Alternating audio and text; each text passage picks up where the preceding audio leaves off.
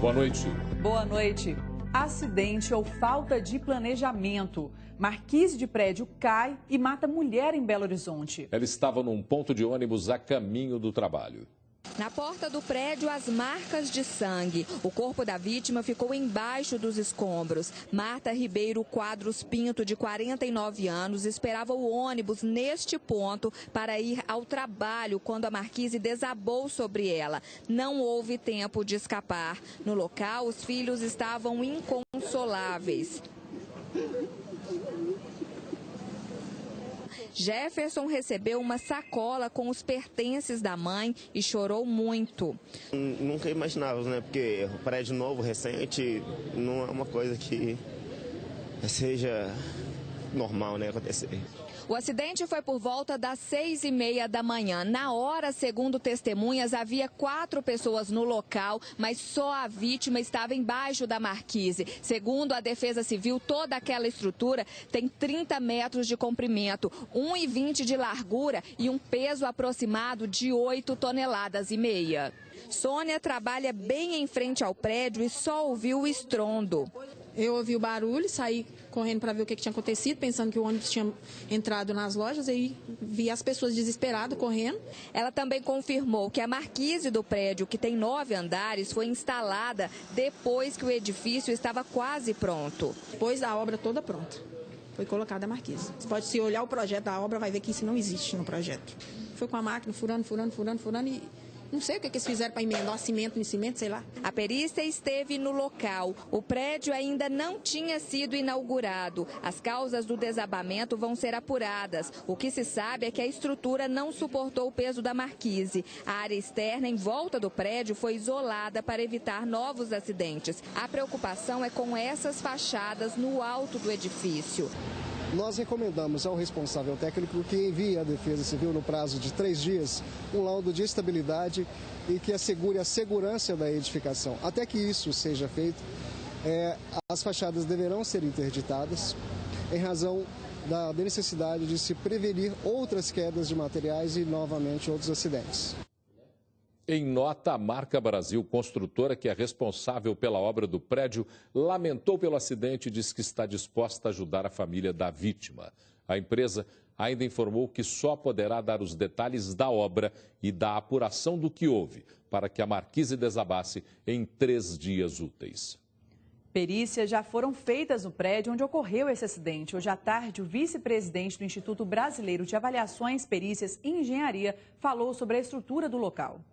Uma marquise engastada numa estrutura de concreto feita a posterior, ou seja, depois da obra praticamente pronta. Utilizou-se uma técnica de engastamento com vergalhões de aço colados com uma resina tipo epóxi e que isso cedeu, né? Esse sistema construtivo não suportou. Então a perícia vai identificar se houve uma falha de projeto, se houve uma falha executiva ou uma falha dos dois juntos. Um engenheiro que é responsável técnico pela execução da obra e também um outro engenheiro que é responsável técnico pelo projeto.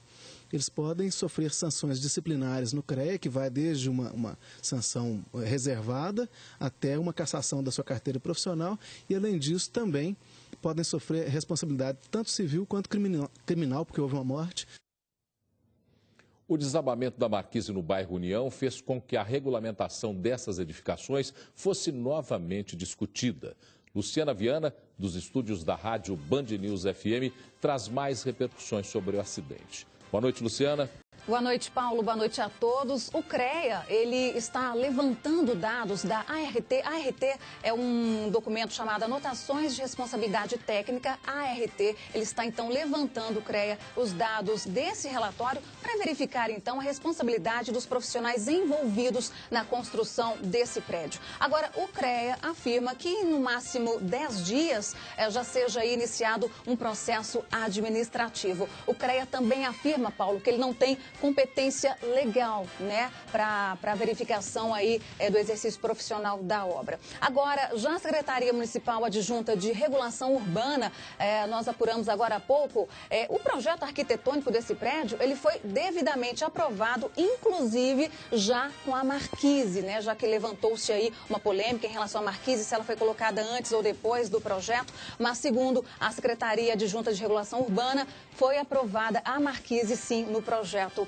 final. Mas enfim, em conversa com a nossa redação também, a Secretaria informa que vai aí aguardar os laudos, o levantamento, enfim, os laudos dessa RT para, enfim, cobrar aí dos responsáveis. E, Luciana, não parece um absurdo esse acidente? O que pode ser feito para evitarmos novos fatos, novas tragédias como essa? O Monique, infelizmente, por incrível que pareça, Belo Horizonte ela não tem uma regulamentação específica, né, para esse tipo de edificação. Em conversa agora à tarde com o deputado estadual Fred Costa, ele nos relatou que em 2007 ele criou um projeto de lei para que essas edificações elas fossem regulamentadas, né, fossem vistoriadas, regulamentadas. Mas ele afirmou que o projeto sequer passou por votação. Em 2009 ele insistiu e colocou o projeto novamente em votação e o então prefeito, em 2009, disse que, enfim, não aprovou, foi revogado em seguida, ficou no esquecimento, ou seja, o fato voltou aí a se repetir agora em 2011 e sem sucesso. O que motivou o deputado estadual Fred Costa a criar essa lei aqui em Belo Horizonte foi um fato ocorrido em 2007, lá no Rio de Janeiro, em que um caso semelhante como esse aconteceu e que 14 pessoas morreram. A questão é o seguinte: se dependermos aí das leis, então é melhor que a gente não fique debaixo das marquises. Agora, acaba de chegar a informação que a Polícia Civil já recebeu o caso, está aguardando só os laudos da causa-morte, né, da vítima e também os laudos técnicos e já incluiu então as investigações.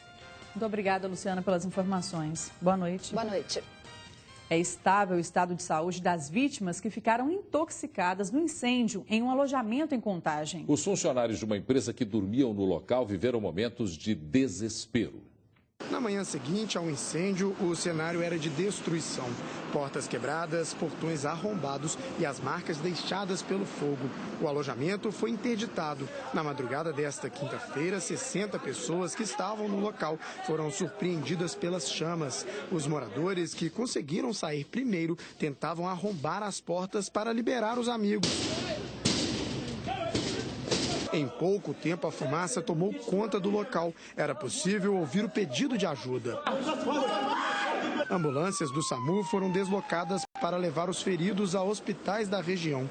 O Corpo de Bombeiros também foi acionado para o combate às chamas. Uma igreja que fica ao lado do alojamento foi utilizada para reunir as vítimas. O objetivo era fazer uma triagem da gravidade dos feridos. Orientá-los e ver realmente quem que vai querer ser medicado ou encaminhado para o hospital.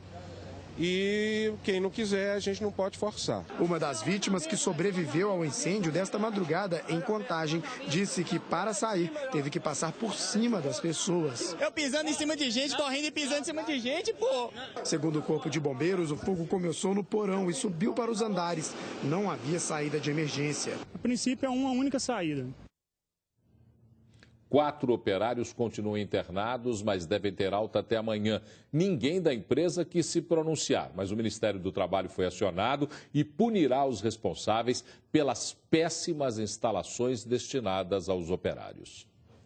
Polícia Federal divulga balanço final da Operação Carnaval 2013 nas rodovias federais que cortam Minas. O estado é o detentor da maior malha rodoviária federal do país. Em comparação com o mesmo feriado de 2012, o número de acidentes e feridos caiu. Foram 515 acidentes no ano passado, contra 434 neste ano. Os feridos em 2012 foram 331 e agora em 2013, 310. Já o número de mortes aumentou. Foram 24 no ano passado e 29 no feriado deste ano. Um aumento de 11,2%. Mais de 40% dos acidentes com vítimas fatais foram em decorrência de colisões frontais. A PRF realizou em Minas 14.073 testes do bafômetro, autuando 269 motoristas e prendendo 74 condutores pegos nos testes com teor de álcool no sangue. 275 carteiras de habilitação foram recolhidas. Dados da Polícia Federal mostram que Minas Gerais foi o estado com o maior número de acidentes, feridos e mortos no Brasil. Minas também foi o estado que realizou o maior número de testes do bafômetro na Operação Carnaval. Já a Polícia Militar informa que foram feitos pela corporação 2.234 testes de bafômetro, com 127 motoristas presos por embriaguez. Números que muitas vezes retratam a imprudência nas rodovias mineiras. Daqui a pouco, aqui no Jornal Band Minas, vamos mostrar flagrantes de responsabilidade no trânsito. Imagens impressionantes de pedestres que se arriscam na BR-381. Motociclistas e motoristas de caminhões que não respeitam as leis. A reportagem completa você confere já já. Foram sepultados hoje os corpos das 5 pessoas que morreram na batida entre um carro e uma carreta. Entre as vítimas, uma criança de 3 anos. O acidente ocorreu ontem na BR-040, em Itabirito, na região metropolitana de Belo Horizonte. A Polícia Rodoviária Federal informou que na hora da batida, o motorista do carro, que seguia sentido Belo Horizonte, perdeu o controle da direção, invadiu a pista contrária e bateu de frente com um caminhão que trafegava no sentido Rio de Janeiro. A polícia suspeita que o motorista tenha dormido no volante. As vítimas passaram o feriado em Búzios, no litoral do Rio de Janeiro, e voltavam para a capital mineira, acompanhados de familiares que estavam em outros 2 carros. Pai esquece filho de 7 meses dentro do carro. Foi hoje em Divinópolis, no Centro-Oeste. Eloy Oliveira, ao vivo, traz as informações. Que tristeza, hein, Eloy? Muita tristeza, né? Uma notícia muito triste aí, principalmente para essa família que perdeu essa criança de 7 meses. O pai levava a criança para uma creche, mas esqueceu de deixar o filho neste local e acabou seguindo direto para o trabalho. Ao final do expediente dele, hoje à tarde, ele voltou ao carro e percebeu que o filho estava lá dentro e passando mal. O pai ainda tentou socorrer a criança de 7 meses, levando para uma unidade hospitalar, mas quando chegou nesta unidade, a criança teve uma parada cardíaca e morreu. O pai deve ser indiciado por homicídio culposo quando não há intenção de matar. Eu volto com vocês. Obrigada, Eloy. Uma assistente social foi presa tentando entrar com drogas no presídio Inspetor José Martinho Drummond, em Ribeirão das Neves, nessa manhã. Zulmira Almeida de Aguiar Campos, de 42 anos, foi detida durante uma revista no presídio. Na bolsa dela foi encontrado um tablete de maconha, uma porção de cocaína e 10 chips de celular. A suspeita foi levada para a delegacia e o caso será investigado até para descobrir se essa era a primeira tentativa da assistente social. A seguir, você vai ver que cambistas foram detidos no jogo Atlético e São Paulo. E laudo aponta bebida alcoólica no corpo de adolescente que caiu de prédio em Guarapari. Agora são 7 horas e 4 minutos. Nós voltamos em instantes. Fique com a gente.